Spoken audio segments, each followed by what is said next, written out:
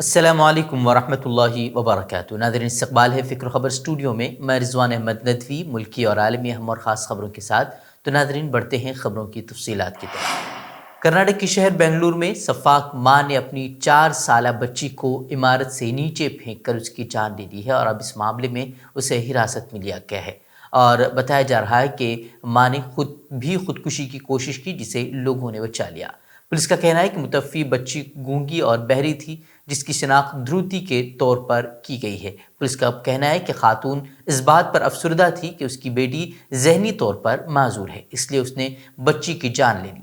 سداما نگر محلے میں واقع اپارٹمنٹ بلڈنگ کی 4تھی منزل سے پھینکنے کے بعد بچی کی موقع پر ہی موت ہو گئی، اور خاتون نے خود بھی وہاں سے چھلانگ لگانے کی کوشش کی، لیکن لوگوں نے اسے بچا لیا۔ وہیں اس کے بعد خاتون کو اس کی شوہر کی جانب سے شکایت درج کرانے کے بعد حراست میں لیا گیا ہے۔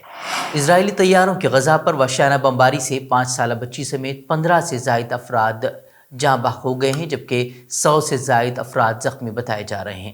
اسرائیلی وزیر اعظم یائر لیپیڈ نے اپنے بیان میں کہا کہ طیاروں نے جہادی تنظیم کے کمانڈر کو نشانہ بنایا تھا۔ وہیں صہیونی حملوں کے نتیجے میں جاں بحق ہونے والے فلسطینیوں کی تعداد میں اضافے کا بھی خدشہ ظاہر کیا جا رہا ہے، جبکہ مقامی وزارت صحت کے حکام کا کہنا ہے کہ جاں بحق ہونے والوں میں ایک 5 سالہ بچی بھی شامل ہے۔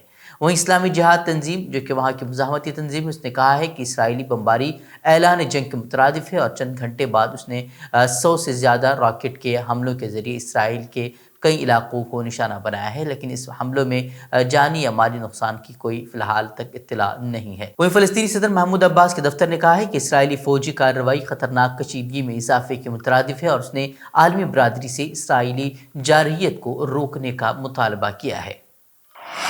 پاکستان کے سابق وزیر اعظم عمران خان کے 6 حامیوں کو سعودی عرب انتظامیہ نے جیل کی سزا سنائی ہے۔ پاکستان کے وزیر اعظم شہباز شریف رواں سال اپریل میں سعودی عرب کے دورے پر گئے تھے، اور جب وہ مسجد نبوی میں پہنچے تھے تو مسجد نبوی کے باہر سے چور چور کے نعرے لگائے گئے تھے، اور وہاں کافی ہنگامہ کیا گیا تھا اور مسجد نبوی کی بے حرمتی کی گئی تھی۔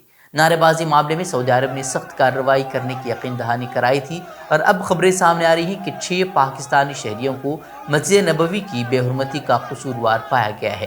3 پاکستانیوں کو 10 سال اور 3 پاکستانیوں کو 8 سال کی سزا سنائی گئی ہے۔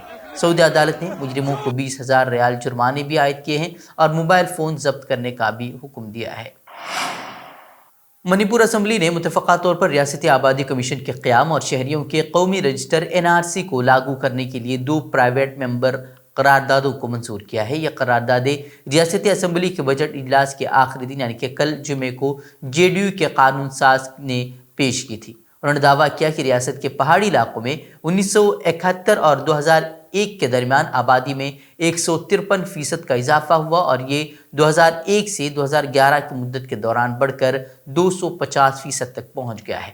انہوں نے دعویٰ کیا کہ وادی کے اضلاع کے لوگوں پر پہاڑیوں میں آباد ہونے پر پابندیاں ہیں، اور خاص طور پر پہاڑیوں میں آبادی میں اضافے کو باہر سے لوگوں کی مبینہ آمد کی وجہ قرار دیا جا سکتا ہے۔ بتا دیں کہ منی پور میانمار کے ساتھ بین الاقوامی سرحد کا اشتراک کرتا ہے۔ وہیں چیف منسٹر این بیرین سنگھ نے قراردادوں پر بحث میں حصہ لیا اور کہا کہ آبادی کمیشن کے قیام اور ریاست میں NRC کو لاگو کرنے کی اس طرح کی تحریکیں ایوان کے تمام اراکین کے اجتماعی مفادات کو پورا کرے گی۔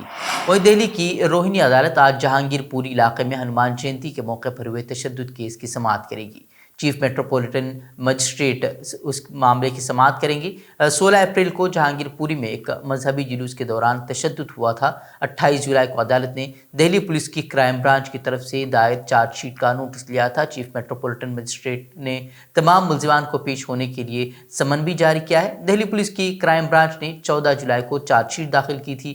وہیں دہلی پولیس کی چارج شیٹ میں 37 لوگوں کو ملزم بنایا گیا تھا، ان میں سے 2 نابالغ ہیں۔ وہیں دہلی پولیس نے محمد انصار اور تبریز انصاری کو اہم سازشکاروں کے طور پر نامزد کیا ہے۔ واضح ہے کہ مئی میں 8 ملزمان کی درخواست ضمانت پر سماعت کرتے ہوئے عدالت نے جہانگیر پوری میں غیر قانونی جلوس کو نہ روکنے پر دہلی پولیس کو پھٹکار لگائی تھی۔ ایڈیشنل سیشن جج نے کہا تھا کہ پہلی نظر میں یہ دہلی پولیس کی ناکامی کو ظاہر کرتا ہے۔ عدالت نے دہلی پولیس کمشنر سے بھی تحقیقات کرنے کو کہا تھا۔ بتا دیں کہ جس طریقے سے وہاں تشدد ہوا، اس کے بعد مسلمانوں کو ہی مورد الزام ٹھہرایا گیا اور ان کے خلاف مقدمات درج کیے گئے تھے، اور انہیں کئی لوگوں کو گرفتار کر کے جیل بھیج دیا گیا تھا۔ وہیں ملک کو آج نیا نائب صدر ملنے جا رہا ہے۔ ووٹنگ جاری ہے اور نتائج کا اعلان بھی آج ہی ہوگا۔ وزیر اعظم نریندر مودی نے بھی ووٹ ڈال دیا ہے۔ این ڈی اے امیدوار جگدیپ دھنکڑ اور اپوزیشن کی مارگریٹ الوا کے درمیان مقابلہ ہے۔ وزیر اعظم نریندر مودی نے اپنا ووٹ تو ڈال دیا ہے۔ پارلیمنٹ ہاؤس میں ووٹنگ بھی اب جاری ہے۔ وہیں پارلیمنٹ ہاؤس میں ووٹ ڈالنے کے لیے اراکین پارلیمنٹ کی لمبی قطاریں لگی ہوئی ہیں۔ نائب صدر کے انتخاب کے لیے ووٹنگ کا عمل شام 5 بجے تک جاری رہے گا۔ اس کے بعد ووٹوں کی گنتی کی جائے گی۔ این ڈی اے کی طرف سے جگدیپ دھنکڑ میدان میں ہیں، جبکہ اپوزیشن نے مارگریٹ الوا کو میدان میں اتارا ہے، لیکن صدارتی انتخاب کی طرح اس بار بھی یہ مقابلہ یک طرفہ دکھائی دے رہا ہے۔ اعداد و شمار کے لحاظ سے جگدیپ دھنکڑ اس دوڑ میں آگے ہیں، وہیں مارگریٹ الوا اپوزیشن کی جانب سے مقابلہ کر رہی ہیں، لیکن دھنکڑ نے مضبوط برتری برقرار رکھی ہوئی ہے۔ وہیں ملک کی جمہوریت میں نائب صدر کا انتخاب بہت ہی اہم ہوتا ہے۔ یہ عہدہ کتنا اہم ہے، اس سے اندازہ لگایا جا سکتا ہے کہ صدر کی غیر موجودگی میں نائب صدر ہی تمام تر ذمہ داریاں وہ نبھاتا ہے۔ ساتھ ہی عہدے کے لحاظ سے نائب صدر کو وزیر اعظم سے بڑا سمجھا جاتا ہے۔ ایسے میں جو بھی اس عہدے پر بیٹھے گا اسے بہت سی ذمہ داریاں اور فرائض کی ادائیگی ضروری ہے۔ مہنگائی، بے روزگاری، جی ایس ٹی کے غلط نفاذ، اگنی پتھ اسکیم سمیت عوام کو درپیش متعدد مسائل کے خلاف کانگریس نے جمعے کو دہلی و اطراف سمیت ملک کے دیگر شہروں میں زوردار احتجاج کیا۔ اس دوران کانگریس کے سابق صدر راہل گاندھی، پارٹی کے جنرل سیکریٹری پرینکا گاندھی اور سابق وزیر ششی تھرور سمیت متعدد لیڈران کو حراست میں لیا گیا تھا۔ راہل گاندھی سمیت کانگریس کے متعدد اراکین پارلیمنٹ کو اس وقت حراست میں لیا گیا جب وہ پارلیمنٹ ہاؤس سے راشٹرپتی بھون تک مارچ نکالنے کی کوشش کر رہے تھے، جبکہ پرینکا گاندھی کو کانگریس ہیڈ کوارٹر کے باہر مارچ نکالنے کی کوشش کے دوران حراست میں لیا گیا۔ کانگریس پارٹی کے پرامن احتجاج پر پولیس کی جابرانہ کارروائی پر پارٹی لیڈران نے شدید رد عمل کا اظہار کیا ہے۔ کانگریس لیڈران نے سیاہ کپڑوں میں احتجاج کیا تھا۔ وہیں دہلی کے علاوہ کانگریس کارکنوں نے پٹنہ، ممبئی، بھوپال سمیت کئی شہروں میں مہنگائی کے خلاف زبردست مظاہرہ کیا ہے۔